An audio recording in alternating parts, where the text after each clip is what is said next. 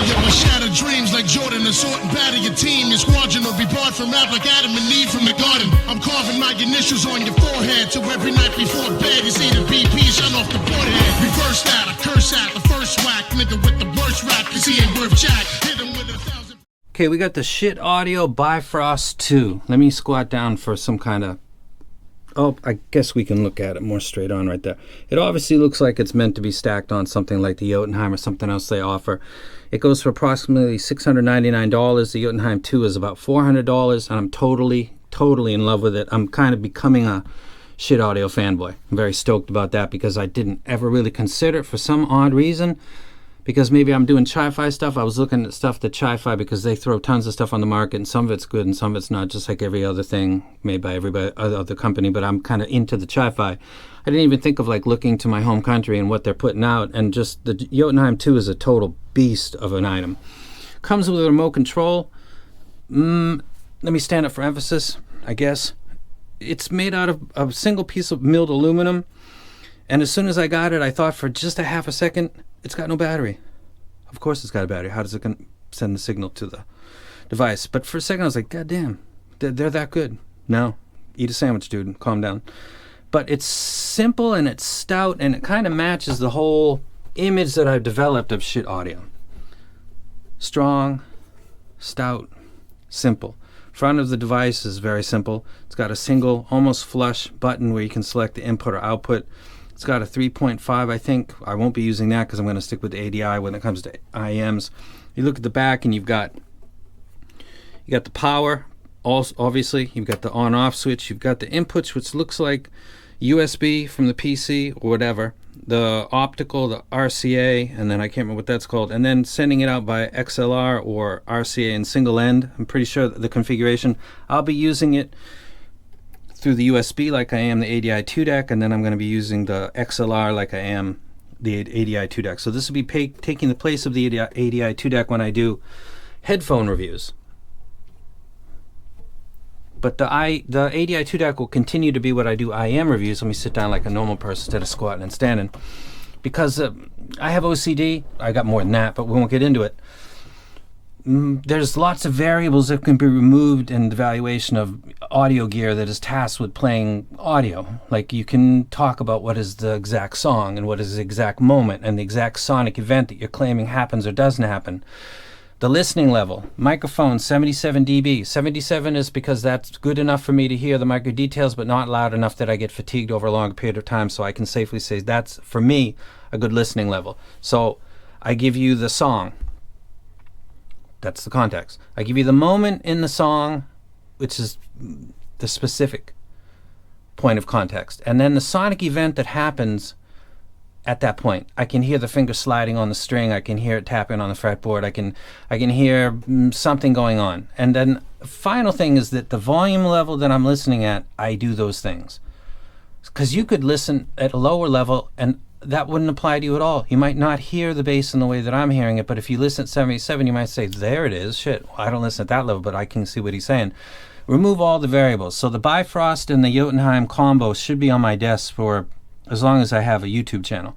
I don't ever want to switch out. It's not like ADAPT that this unfolds the origami of MQA this much, and the new one does it totally, and the other one we couldn't. This is stability. I don't want to be moving around and doing other stuff. I definitely do other amps and DACs, but I want to have my set. The ADI 2 DAC was, is, and will continue to be the IEM evaluator amp DAC. The Jotunheim 2 and the Bifrost 2 will be the combo used for driving headphones. Hard to drive headphones, easy to drive headphones, everything that falls in between, so that the source is not a variable. When I tell you stuff, it's based on listening to that thing. And if I talk about the MEST IEMs and I compare it with something new that I think is really good, it will because it came out of the ADI 2 DAC. That won't be switched out because that can make a difference. And the 77 dB seems to be something that a few people have said, I love that. And then a couple people, casuals, are like, who cares about that? Listening level, who cares? If someone's describing that something has the ability to do something or not, that's a huge factor. That's a huge variable. Do they listen at a higher volume than other people and that's why they find it fatiguing? Do they listen quieter so they're not hearing the details? You really don't know and you've got to guess. Why is that? it seems like an unnecessary thing, and I didn't consider it till I got into headphones because it's so easy to actually measure them. How accurate is that? As accurate as pushing it up against the driver cage can be, and putting that at 77, which is more than I've gotten and seen from others, so I'd like to continue to go that way. If I do headphone comparisons and I compare the Odyssey with the Meze, if I just switched out the plugs and did that, is that 77 dB from the Odyssey, is that what the Meze is doing? It's likely not the case, but if I were to take two headphones right in front of you and switch them and say that I can hear the bass and that's got a good impact, this doesn't, well, is that really coming out at the same level to your ears? Because if you turn up the bass a little bit, that's going to sound like it's slamming, and if it turn it down a little, it sounds like it's not. And headphones don't output at the exact same level, so there's a variable right there that I got to consider. Do I get a splitter and then measure?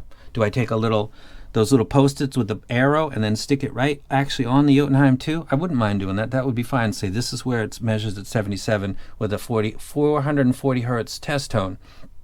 And this is where the Meze measures it the same thing. So when I switch an A and B and listen to that bass line, adjust it very micro slightly, but to the point that I found, so that all the variables, you can tell I have OCD, can't you?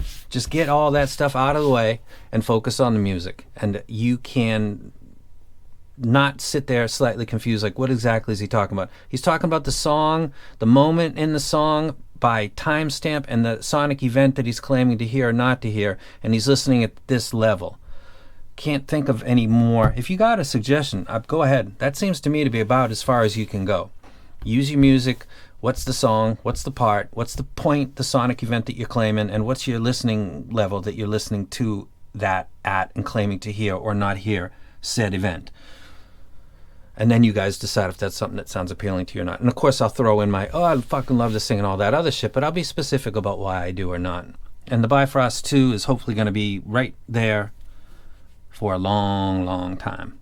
So this is another Schiit audio item. I hope to try other Schiit audio items, but I'd like this to be the configuration that I use going ahead in the future.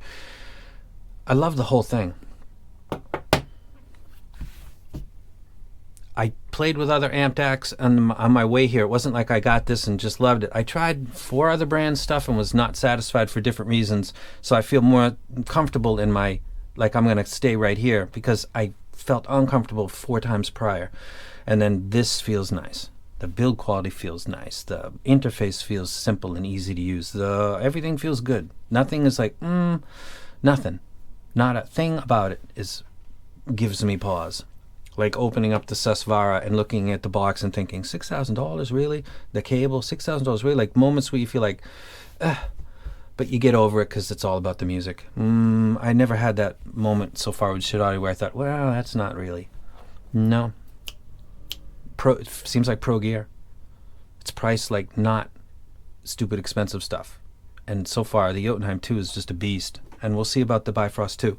But I'll be doing that right in front of you live using headphones and talking about how I think about it. And then when I get down to comparing the Bifrost with the ADI 2 DAC, I'll probably use an IM like the EX1000 because I have a long history with it and I can hear the Calyx M's warmth, distortion, whatever you want to call it, in the low end versus something like a DX 200 with a stock amp, which is stone cold neutral and makes the EX1000 sound almost unlistenable. Like those are the sources that are changing the tonality of the EX1000, clearly, because it's the same file.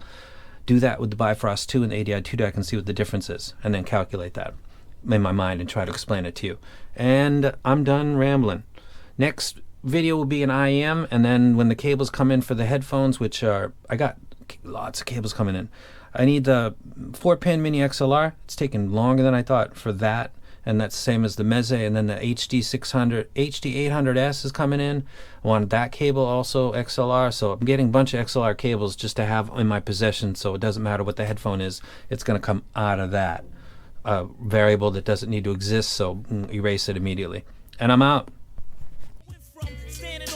Selling cocaine, the ripping shows live on stage for hoes yelling my name. To be precise, ripping mics is the light of my life. You frontin' like you trifle, never pulled the heist. Ice in my ice is sky high. I'm a fly guy, that's every thug's dream. I really love dream. It's in my blood.